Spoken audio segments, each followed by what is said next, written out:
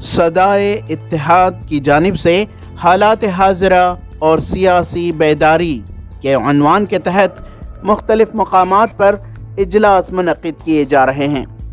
تاکہ علماء اکرام میں سیاسی شعور پیدا کیا جائے۔ صدائے اتحاد کے اس اجلاس میں بتایا گیا کہ موجودہ سیاسی صورتحال میں خاص کر الیکشنز کے دوران علماء اکرام کس طرح سیاسی حکمت عملی اختیار کریں، ان میں موجود ڈر کو کس طرح دور کریں، کیسے تدابیر اختیار کریں کہ جس سے قوم و ملت کا نفع ممکن ہو۔ کہ علماء کی ایک جماعت خالص ایسی ہونی چاہیے جو سیاسی امور ہی پر کام کرنے والی ہے، سیاسی امور کو غور کرنا، حالات کو دیکھنا، مسائل کو سمجھنا، ملت کی ضروریات کو سمجھنا، اور جو حالات مختلف اور ناموافق پیش آتے ہیں اس سلسلے میں تدبیریں کر کے کس طرح ان کو حل کرنا چاہیے، قانون کے دائرے کے اندر ہم کس طرح یہ سب کام کر سکتے ہیں۔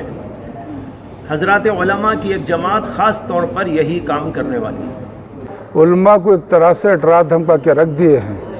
علماء کو ایک طرح سے کمزور کر کے رکھ دیے ہیں، اس لیے علماء کو پہلے آگے لائیں گے انشاءاللہ۔ اس کے پیچھے جو ہے قوم کو ان کی ذہن بنانے کے لیے جو ان کے پاس جو تجربے ہے علماء کے وہ استعمال ہو گئے، انشاءاللہ اس کی طرف ایک نتائج کے اوپر پہنچیں گے۔ اور دیکھو علماء کے اندر ایک ڈر ہوتا ہے، وہ یہ ڈر ہے کہ بیچارے جب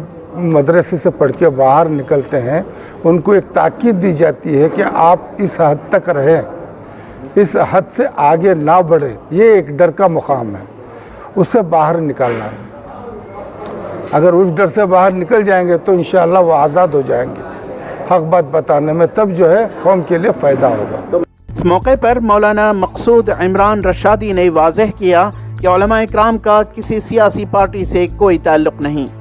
تاہم وہ انہی کی حمایت کریں گے جو حقیقی معنوں میں عوام کی نمائندگی کریں گے۔